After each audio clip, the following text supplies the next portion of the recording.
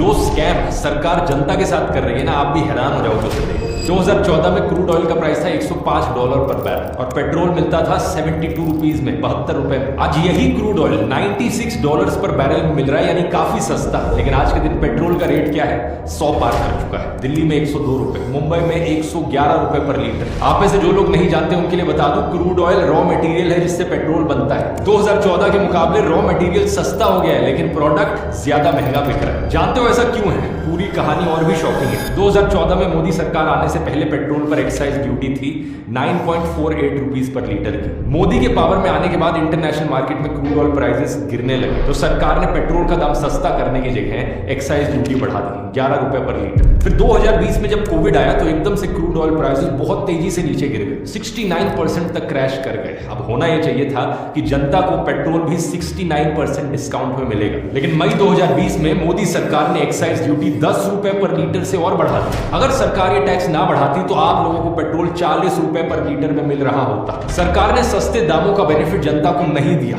उल्टा excise duty बढ़ाकर 32 रुपए पर लीटर कर दिया। फिर आता है 2022, रशिया यूक्रेन वॉर शुरू होती है। क्रूड ऑयल प्राइसेस बढ़ने के नाम पर एक बार फिर से सरकार पेट्रोल प्राइसेस 5.6 रुपीस पर लीटर बढ़ा देती है। लेकिन उसके अगले ही साल 2023 में जब क्रूड ऑयल प्राइस फिर नीचे गिरा तो क्या बेनिफिट जनता को दिया गया?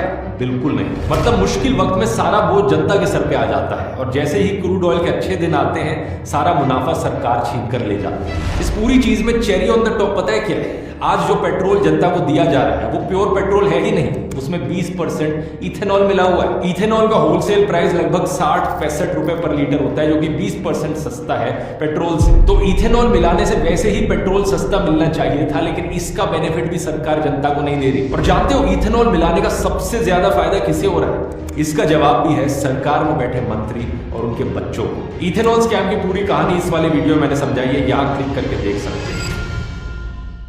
पेट्रोल प्राइस को लेकर जो स्कैम सरकार जनता के साथ कर रही है ना, आप भी हैरान हो जाओगे उसे देख। 2014 में क्रूड ऑयल का प्राइस था $105 पर बैरल और पेट्रोल मिलता था 72 रुपीज में, 72 रुपए में। आज यही क्रूड ऑयल $96 पर बैरल में मिल रहा है, यानी काफी सस्ता। लेकिन आज के दिन पेट्रोल का रेट क्या है, 100 पार कर चुका है। दिल्ली में 102 रुपए, मुंबई में 111 रुपए पर लीटर। आप में से जो लोग नहीं जानते उनके लिए बता दूं, क्रूड ऑयल रॉ मटेरियल है जिससे पेट्रोल बनता है। 2014 के मुकाबले रॉ मटेरियल सस्ता हो गया है, लेकिन प्रोडक्ट ज्यादा महंगा बिक रहा है। जानते हो ऐसा क्यों है? पूरी कहानी और भी शॉकिंग है। 2014 में मोदी सरकार आने से पहले पेट्रोल पर एक्साइज ड्यूटी थी 9.48 रुपीस पर लीटर की। मोदी के पावर में आने के बाद इंटरनेशनल मार्केट में क्रूड ऑयल प्राइसेस गिरने लगे, तो सरकार ने पेट्रोल का दाम सस्ता करने की जगह एक्साइज ड्यूटी बढ़ा दी 11 रुपए पर लीटर। फिर 2020 में जब कोविड आया तो एकदम से क्रूड ऑयल प्राइसेस बहुत तेजी से नीचे गिर गए, 69% तक क्रैश कर गए। अब होना यह चाहिए था कि जनता को पेट्रोल भी 69% डिस्काउंट में मिलेगा, लेकिन मई 2020 में मोदी सरकार ने एक्साइज ड्यूटी 10 रुपए पर लीटर से और बढ़ा दी।